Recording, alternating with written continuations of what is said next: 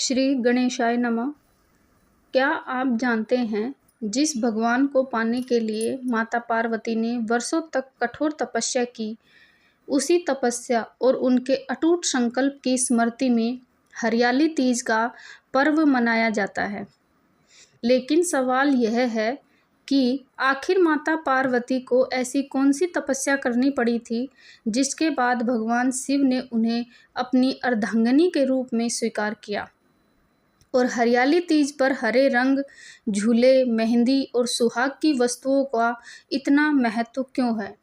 आज की इस पूरी कथा में जानेंगे हरियाली तीज का वह पौराणिक रहस्य, जिसे जानकर आपको इस व्रत का महत्व और भी गहरा महसूस होगा।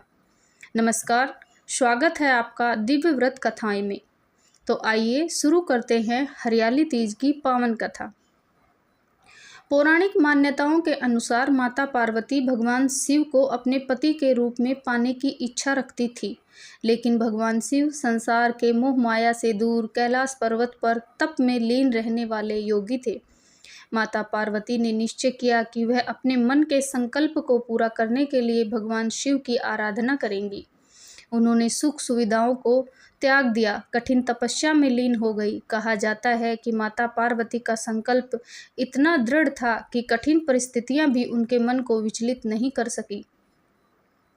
उनके मन में केवल एक ही भावना थी, मेरी तपस्या का उद्देश्य केवल भगवान शिव को पति के रूप में प्राप्त करना है। माता पार्वती ने भगवान शिव का ध्यान करते हुए कठोर तपस्या की।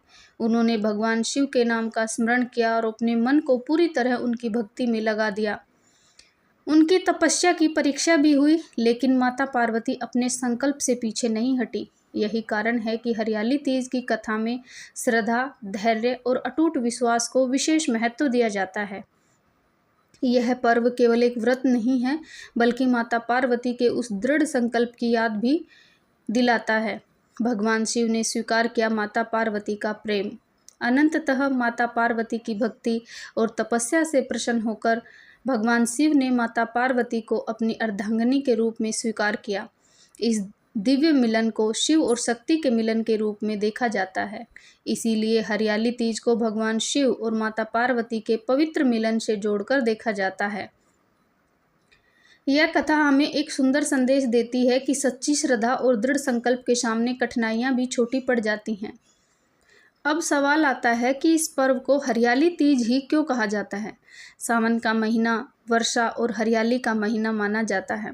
चारों ओर प्रकृति हरी भरी हो जाती है, पेड़ों पर झूले पड़ते हैं और महिलाएं पारंपरिक रूप से गीत गाते हुए झूला झूलती हैं।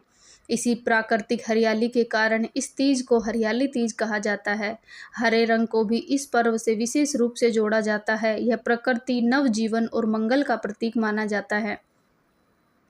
हरियाली तीज की सबसे सुंदर परंपराओं में से एक है झूला झूलना। सावन की हरियाली, बारिश की फुहार, पेड़ों पर पड़े झूले इस पर्व को आनंद और उत्सव से भर देते हैं। कई स्थानों पर महिलाएं पारंपरिक गीत गाते हुए झूला झूलती हैं। इस परंपरा में सावन की खुशी और प्रकृति के साथ उत्सव मनाने की भावना भी दिखाई देती है। धार्मिक मान्यताओं के अनुसार सुहागन महिलाएं अपने वैवाहिक जीवन की सुख शांति और अखंड सौभाग्य की कामना से यह व्रत करती हैं। कुंवारी कन्याएं भी अच्छे जीवन साथी की कामना से माता पार्वती और भगवान शिव की पूजा करती हैं। लेकिन इस व्रत का सबसे महत्वपूर्ण संदेश केवल मनोकामना नहीं है। यह हमें माता पार्वती की तरह श्रद्धा, धैर्य और अपने संकल्प पर विश्वास रखने की प्रेरणा देता है।